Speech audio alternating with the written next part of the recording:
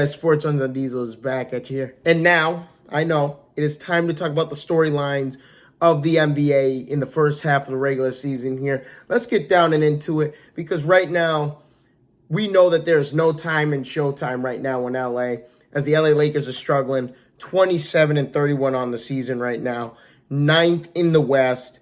Unfortunately, they did not make any trades at the deadline. They were talking about trading Horton Tucker and a few other players for some key pieces to try and turn this thing around here in the second half of the season.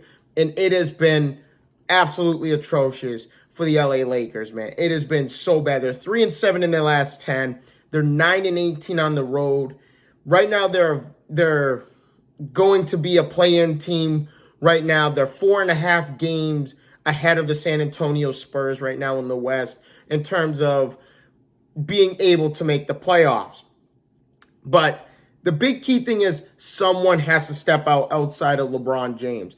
I mean, big time. I mean, Anthony Davis is soft. Russell Westbrook is a brick house. Nothing against Anthony Davis, but we are accustomed to seeing Anthony Davis play a lot better, play a lot more aggressive than what he's been doing with this LA team. He's averaging 24, about 10 rebounds, and a little over 2 blocks a game. Now, I'm not complaining about the stats, but there's just something off with this guy. And it's almost like Chris Bosh and Kevin Love. You know, when Chris Bosh was in Miami and when LeBron James went down to South Beach with Dwayne Wade and Chris Bosh joined, Chris Bosh was the third man. Same thing with Kevin Love. Kevin Love was that third option in Cleveland when LeBron went back to Cleveland. It's just behind, LeBron obviously and Kyrie Irving, and I see that happening here with Anthony Davis, even though he's putting up decent numbers. It's not, but he just looks soft. He doesn't look engaged in the game at all, and I can understand why, because when LeBron pushes an opposing player into your own leg and forces you to be out 4 to 6 weeks, and then he has the nerve to not help pick you up, and you have 3 Minnesota Timberwolves players picking you up, I'm telling you, that made me livid in a sense, to watch potentially one of the greatest players of all time not pick up his own teammate after he practically shoved a player into Anthony Davis's legs, and then he had the nerve to walk away and not pick him up. Oh, I was livid. I'm like, this is the guy who was supposed to be the greatest player of all time? Bull crap. Absolute bull crap. He is not the greatest player of all time if he can't even pick up his own teammates. With that being said, we also have to look at, there's 9 players on this team that are over 30 years old. I mean, between Melo, Russell Westbrook's in his 30s, obviously LeBron James. Really, the only star player on this team that's not in his 30s is Anthony Davis. Anthony Davis is 28 years old. And you would think Anthony Davis would have a lot more energy and enthusiasm, but when you're not getting the ball consistently, it's very difficult to do that. And I can see why Anthony Davis is struggling right now. And he wants to put his heart into it, but there's no enthusiasm with this ball club at 27-31 and being 9th in the West when they had high expectations to potentially be a finals team. And it's looking very terrible for the LA Lakers right now. But that is all I have to say on the LA Lakers. We're going to start believing in Cleveland. I'm telling you right now, this team in Cleveland right now, this Cavs team has been playing fantastic, 35-24 on the season. 5th in the East right now, just ahead of Boston by percentage points. The combination of Darius Garland, Jarrett Allen, and Evan Mobley, who is a Rookie of the Year candidate, has been fantastic for them. Obviously we know about their additions before the trade deadline of Karis LeVert and Rajon Rondo, great point guard in his heyday. But the big thing with Cleveland right now is their big key injuries. Obviously, they lost Ricky Rubio to the ACL tear early in the season. Then they lose Sexton to a left meniscus tear. Obviously, Ricky Rubio is not with Cleveland anymore because they traded him and a couple second-round draft picks to get Karis LeVert, who is an ascending offensive player. We've seen some big games from Karis LeVert when he played in Indiana and when he played in Brooklyn. Everyone thinks about the 51-point performance that he put on up against the Boston Celtics a couple of years ago. So he has had some big moments, big scoring output moments, and they think that he's the guy that can lead this team in scoring and get him there. But Darius Garland, man, don't sleep on this kid. He's averaging over 20 a game. He leads the team in assists per game. And to think, they're playing well without their number one point guard in Colin Sexton, who averages somewhere close to 18 to 20 points a game as well. And then Karis LeVert, I'm telling you, this team's going to be bad. This team's going to be very dangerous to play up against coming playoff time. And then you also have Jared Allen, who anchors that defense there, 16 points, 11 rebounds, finally gets an all-star.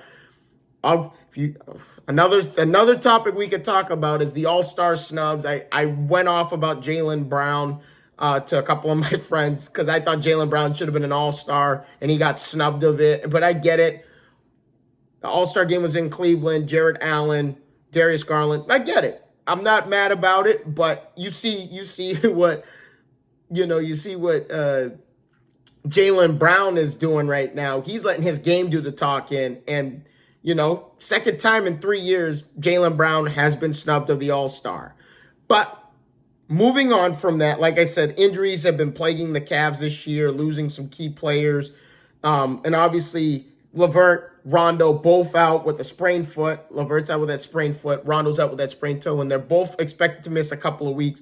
So, big storyline there is Cleveland and how well they've been playing. And to think that LeBron left Cleveland to go to L.A., like this team has a chance to be trouble in the playoffs and make a deep playoff run and could potentially be a Eastern Conference Finals team. But there's a lot of teams out there in the East. We got Philly. James Harden hasn't played for Philly yet. Don't forget about that one. You got Brooklyn. Ben Simmons hasn't played for Brooklyn yet. Kyrie can't play no home games. There's a lot to talk about with Cleveland there, but I like what I'm seeing out of Cleveland.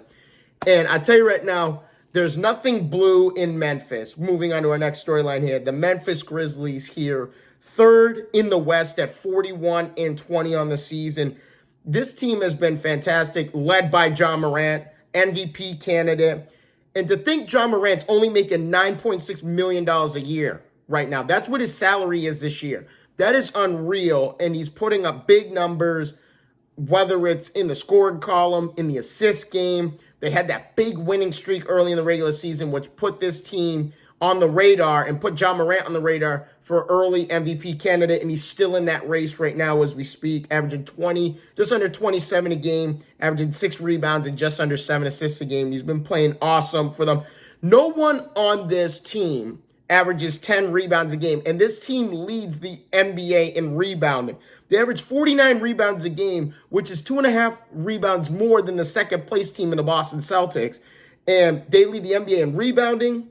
They lead the NBA in steals a game at just over 10 steals a game, and they lead the NBA in blocks a game, just ahead of the Boston Celtics as well, just over 6 blocks a game. Fantastic defensively across the board. You got players like Desmond Bane, Dillon Brooks. They're both averaging just under 18 points a game. Desmond Bane comes off the bench, and then sometimes he's starting. It's been a combination. It's been mainly more Desmond Bane because he shoots the ball way more consistently than Dillon Brooks. Dillon Brooks is only averaging 32% from the three-point line. So I can understand why they went with Desmond Bane, a way more consistent scorer. Desmond Bane in college was one of the top scorers in the nation at TCU. So I can understand why they went with Desmond Bane over Dillon Brooks. But still, you can't complain if both players are averaging 18 points a ball game behind John Morant. And then obviously we know about the talent of Jaren Jackson Jr. Steven Adams is on this team. Great defensive player. I'm telling you, this team is really dangerous right now. They're not going to come anywhere near close to Phoenix and Golden State here in the top 2 teams in the West, but they're going to have home playoff advantage, at least for the first round of the playoffs. But, and they're also tied for the league lead in scoring, averaging just under 114 points a game, tied with Phoenix and tied with the Charlotte Hornets in that scoring spot. But give some credit to the coaching staff.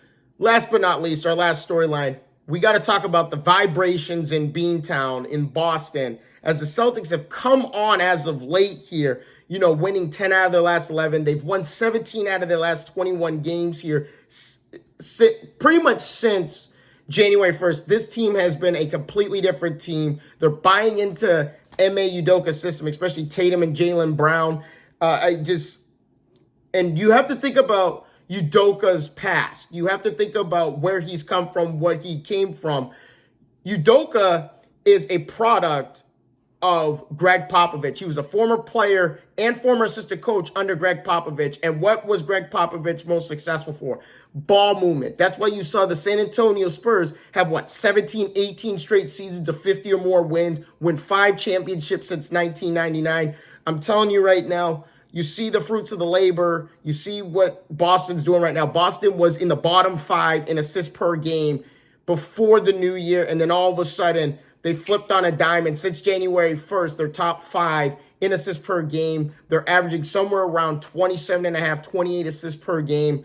They've been playing great, and as they blew out Brooklyn, which they should have because there's no Kyrie, there's no Kevin Durant, there's no Ben Simmons, so it's like you take care of business, and that's what the Celtics have been doing.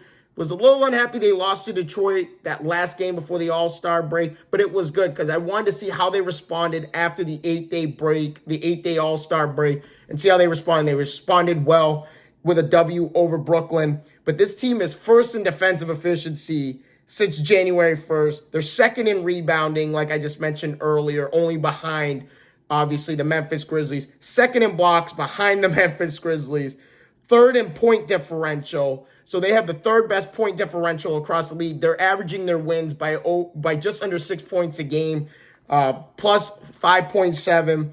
They're third in points allowed. So they only allow 103.5 points allowed per game, which is third best in the league, behind Cleveland and behind Dallas. So I'm telling you, there's a lot of noise being made in Boston right now. You see how well this team's been playing as of late. The last 6 weeks, they've been playing phenomenal basketball, and it starts with the ball movement, and you see how it's going, man. With that being said, thank you guys again so much for your time. I appreciate all your time. If you guys haven't already, please leave a like and subscribe to the channel if you guys have not done that already. But I thank you guys again so much for your time. I will see all you guys in your faces in the next one. Deuces.